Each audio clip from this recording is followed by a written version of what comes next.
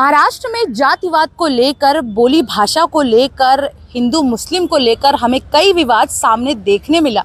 लेकिन इस बार जो है वो महान पुरुषों को लेकर और मंदिर को लेकर वो विवाद जो है बढ़ता हुआ महाराष्ट्र में नजर आ रहा है। नमस्कार, आप देख रहे हैं दबंग खबरें। जी हाँ, कुछ दिनों पहले कांग्रेस के नेता हर्षवर्धन सतपाल ने टीपू सुल्तान की तुलना छत्रपति शिवाजी महाराज के साथ की है, जिसको लेकर महाराष्ट्र में विवाद बढ़ गया और हर कोई उनकी निंदा करते हुए नजर आ रहा है।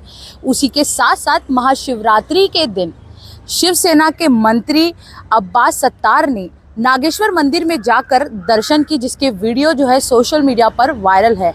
उसी के साथ साथ बीजेपी के कार्यकर्ताओं ने भी मंदिर को गौमूत्र और गंगा जल से शुद्धिकरण किया। अब शिवसेना के नेता अब्बास सत्तार का इस तरह मंदिर जाना, वो भी महाशिवरात्रि के दिन, बहुत ही सवाल खड़ा करता है, जिसकी वजह से अलग अलग जगहों पर अलग अलग लोगों की प्रतिक्रिया सामने आ रही है। इसी विषय को लेकर अंबादास दानवे और तुषार भोसले ने क्या कहा, आइए सुनते हैं। हिंदू धर्मात प्रवेश केलाय का? आणि नसेल तर मग त्यांनी बाहेरून दर्शन घ्यायला हवं होतं। आमच्या देवी देवतांची मंदिरं ही काही स्मारकं नाहीये, गर्भगृहाचे धार्मिक नियम असतात। त्याच्यामुळे राजकीय फायद्यासाठी आमच्या धर्माचे नियम मोडू नका।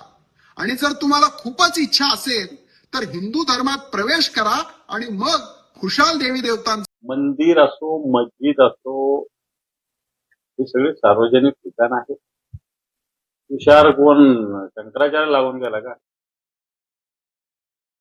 तो सांगणारा?